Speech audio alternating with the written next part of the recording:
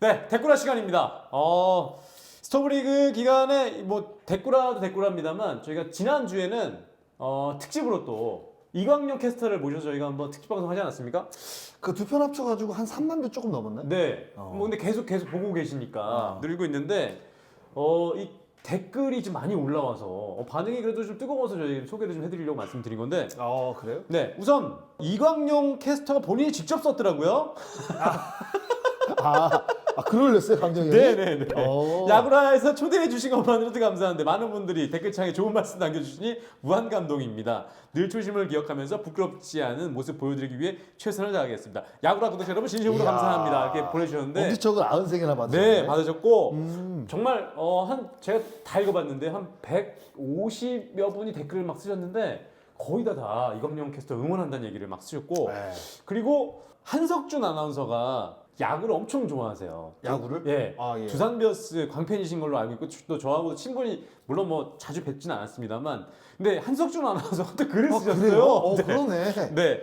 프리한 삼촌이라는 아이디를 갖고 계시는 아나운서 한석준님인데 한석준입니다. 훌륭한 게스트를 모셨군요.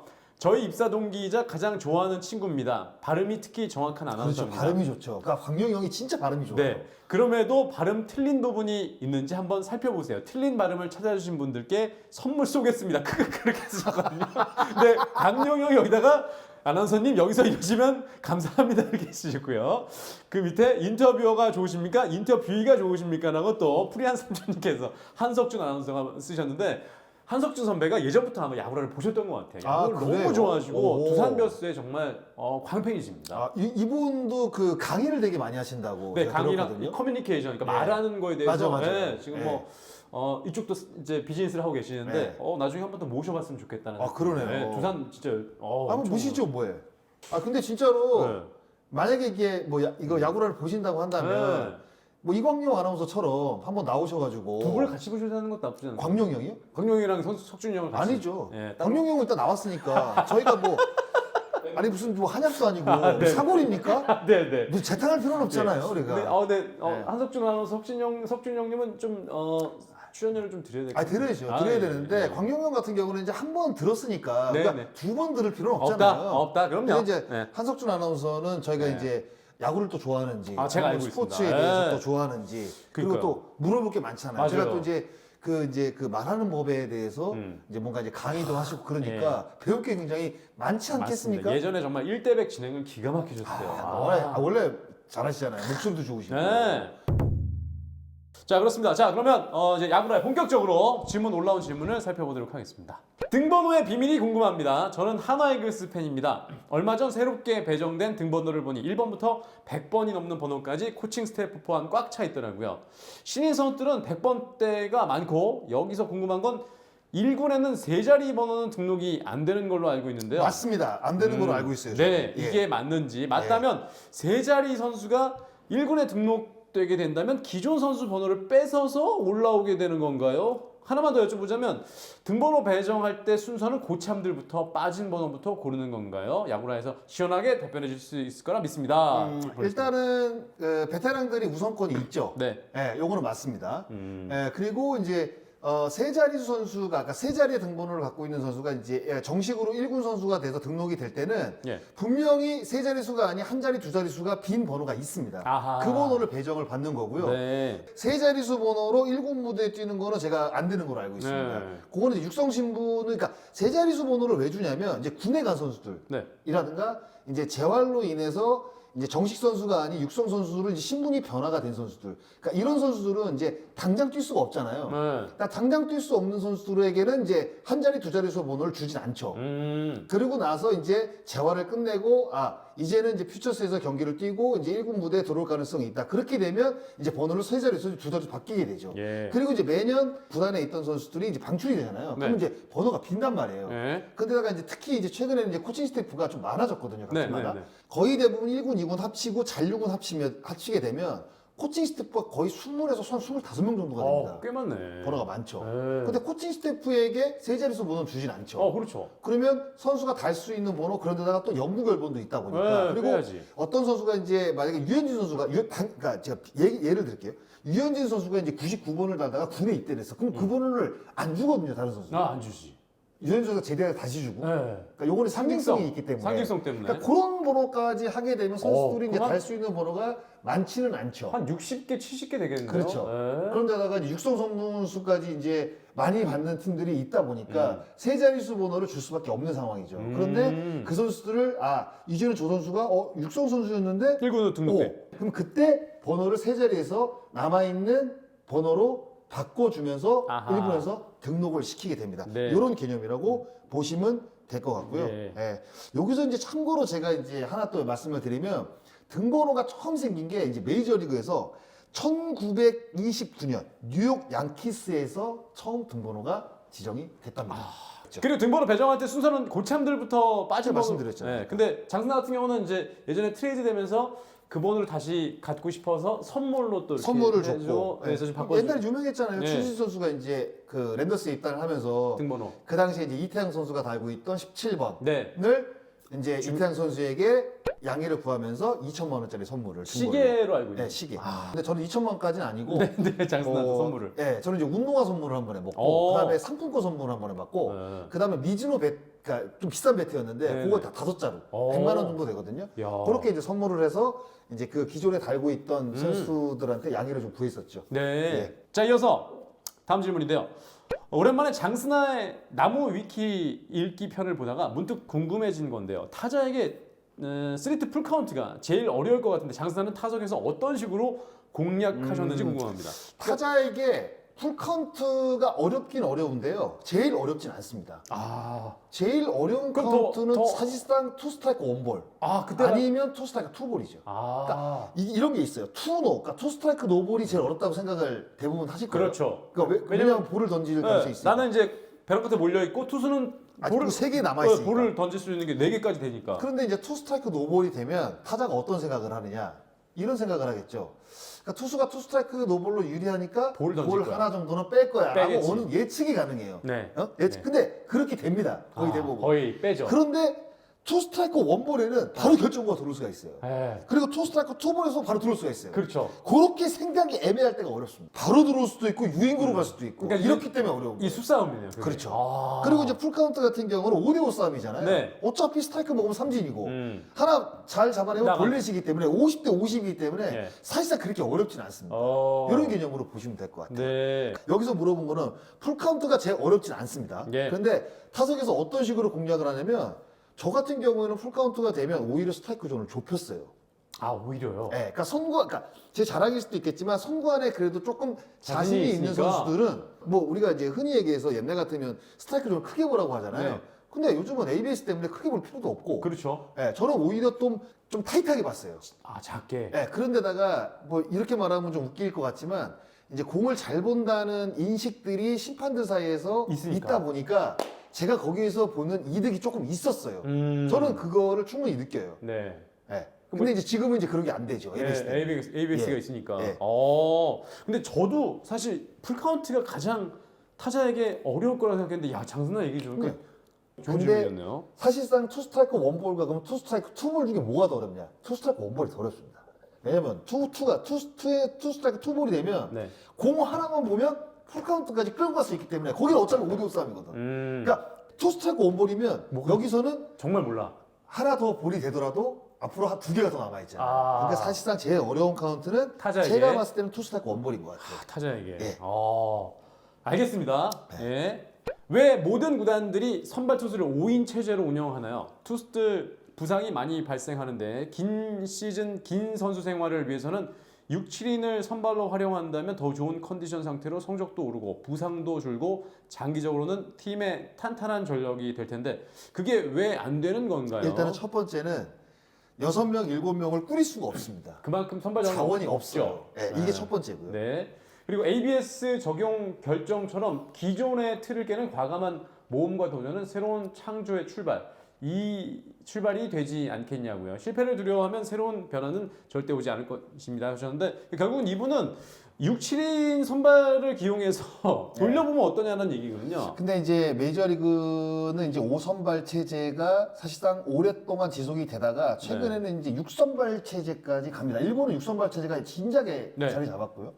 그래서 이제 하루 더 휴식을 주면서 한 경기에 조금 더 많은 투구수를 가져갈 수 있는 게 사실 일본이에요. 네. 이제 5일, 미국, 그러니까 일본이나 KBO 리그 같은 경우에는 이제 월요일날 다 쉽니다. 네. 원래 쉬죠. 6경기를 치는데 근데 미국은 그렇지가 않아요. 그렇죠. 미국은 일정 쉬는 따라- 날이 정해져 있지가 않습니다. 네. 막 15연전도 하고 막 이래요.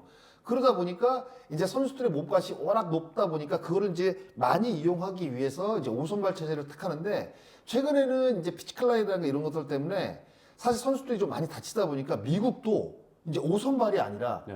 6선발을 운영하는 팀들이 사실상 많아졌습니다. 그러니까 음. 6선발을 운영하게 되면 아무래도 선수들이 체력적인 세이브를 얻을 수가 있죠. 네. 그러면 한 경기의 퀄리티가 굉장히 높아지죠. 네. 한번 등판할 때마다. 네. 이제 그런 것들을 생각을 해서 최근에는 이제 메이저리그도 6선발로 가는 팀들이 거의 한 30개 팀에서 정확하게는 제가 모르겠지만 10개 팀은 넘습니다. 그러니까 그만큼 이제 선발 투수들을 건강하게 쓰고 싶은 거죠.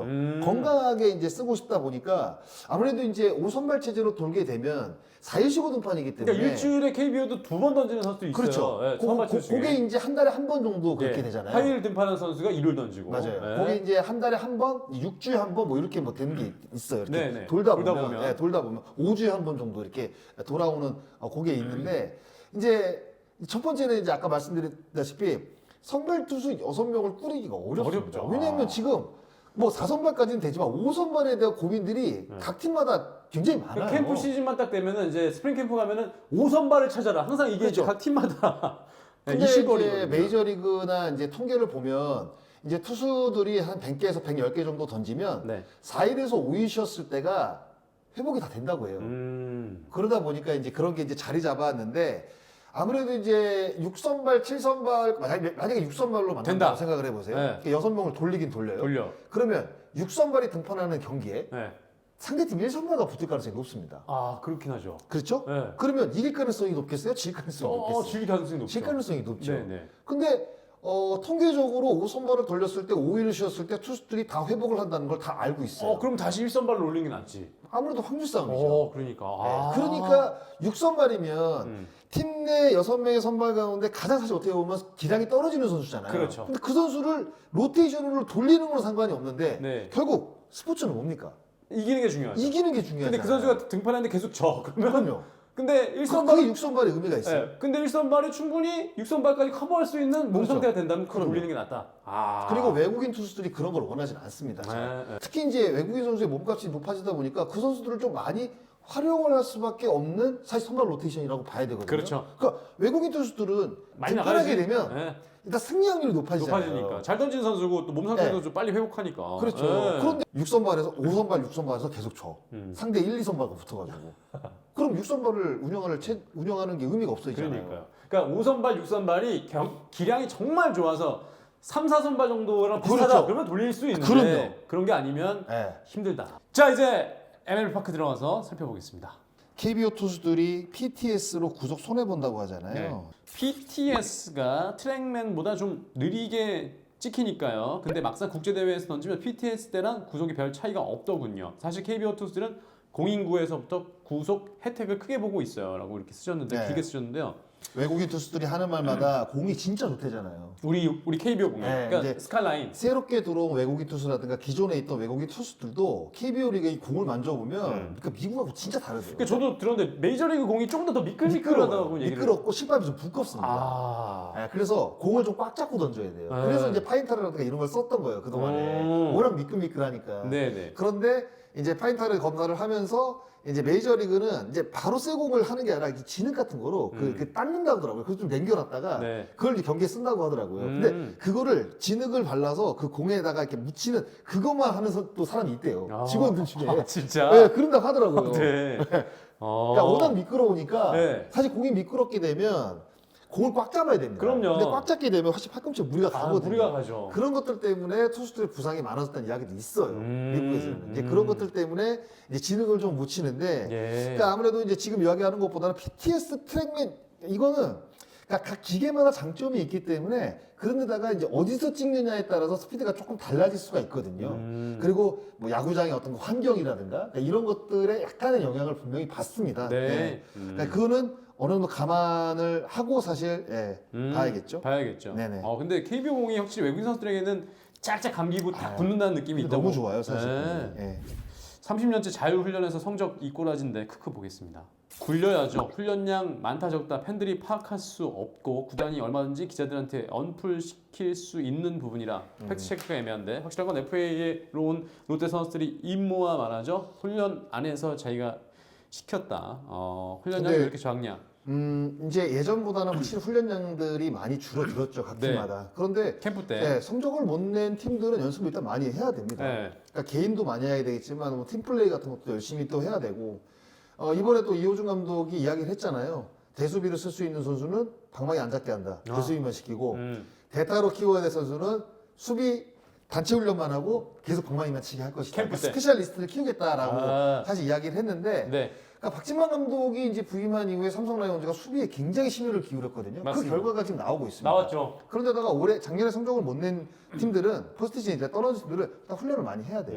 근데 훈련을 많이 하는 걸 떠나서 선수들 자체가 개개인의 생각들을 좀 바꿔야 돼요. 그러니까 개인의 성적이 어떻게 났는지에 대해서 개인이 가장 많이 잘 압니다. 네. 예, 근데 어느 정도 올라올 때까지는 진짜 연습을 많이 해야 돼요. 그러니까 연습 말고는 사실상 제가 봤을 때는 프로에서 성공을 거둘 수 있는 방법들이 그렇게 많지가 않습니다. 예, 일단은 해놓고 와야 돼요. 그러니까 박진만 감독 만났을 때도 캠프 때 작년 이맘때 만났을 때 한 얘기가 선수들의 지금 기본기가 그러니까 네. 신인 선수들이 막 올라왔을 때 기본기가 좀 안 돼 있는 선수들이 은근히 많다는 얘기를 예, 했었거든요. 다시 가르친다는 이야기 다시 시작한다 이런 얘기를 했었는데 그리고 이제 우리 때랑 비교를 했을 때, 야, 성우야, 우리 때 연습한 거 생각해봐라. 지금 연습 뭐 많니?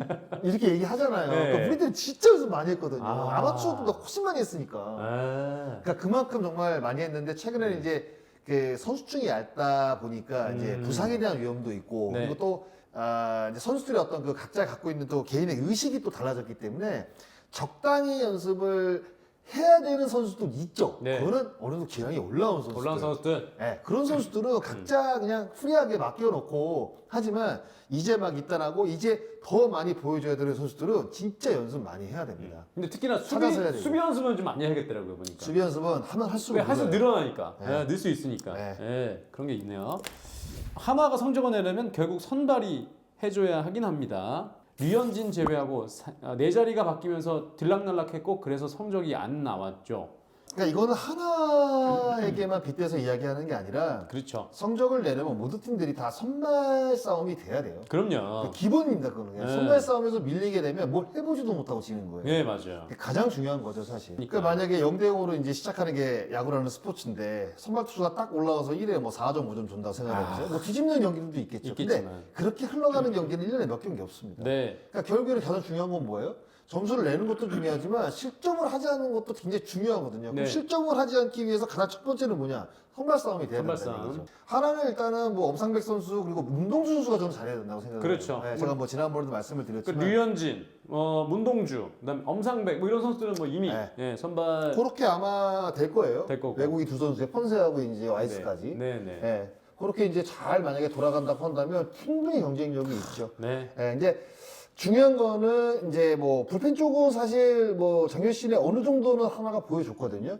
근데 이제 요 5명 선발 위에 과연 이 선수들의 어떤 그 컨디션이 좋지 않았을 때 한 경기씩 빼주고 그 대체 선발이 이제 한두 명 정도를 네. 이제 요번 이제 스프링 캠프에서 만들어 내는 게 진짜 중요하죠. 왜냐면 이 5명이 안 다치지 않고 그냥 꾸준하게 로테이션을 도는 게 가장 좋은 시나리오지만 중간중간에 보면 이제 좀 힘이 붙이는 경우들이 있거든요. 예. 근데 그때마다 대체 선발들이 들어가서 잘 던져주든가 아니면 이제 오프너 같은 이제 개념으로 이제 경기를 치르는데 결국 오프너 같은 경우에도 오프너도 구원투수를 일단 당겨 쓰는 거기 때문에 이게 단기전에는 괜찮지만 장기적으로 봤을 때 안 좋은 거예요. 사실. 네. 이게 104경기를 해야 되잖아요. 오프너라는 게 구원투수들을 선발 등판시키면 그 전에 등판했던 구원투수들이 다 땡겨주는구나. 땡겨지는 거예요. 아, 그럼 당겨져서. 결국에는 이게 뒤로 갈수록 시즌 뒤로 갈수록 데미지가 오게 돼 있습니다. 네. 그러니까 그러니까 간단하게 뭐 한두 경기 정도 쓰는 거는 좋지만 이게 장기적으로 오프너를 쓰는 거는 사실상 팀한테는 마이너스라고 봐요, 저는. 뭐 트렌드가 뭐 그렇게 간다지만 확실히 이 오프너는 대체 선발이 저는 만약에 대체 선발을 키워서 그 선발들이 피곤했을 때 한 경기씩 던져주는 게 저는 오히려 좋지. 그러니까 시즌 내내 구원 투수로 활약했던 선수를 갑자기 올린다? 오프너로 등판을 시키면 그 데미지는 분명히 어느 순간에는 나타날 것이다. 저는 사실 그런 유지라고 봐요. 자 여기까지 MLB 파크 올라온 글까지 확인해봤습니다. 마치기 전에 좋아요, 구독 저희 제작에 큰 힘이 되고 있습니다. 제발 부탁드리겠고요. 여기서 댓글화 마치도록 하겠습니다. 야구로 라는다. 댓글아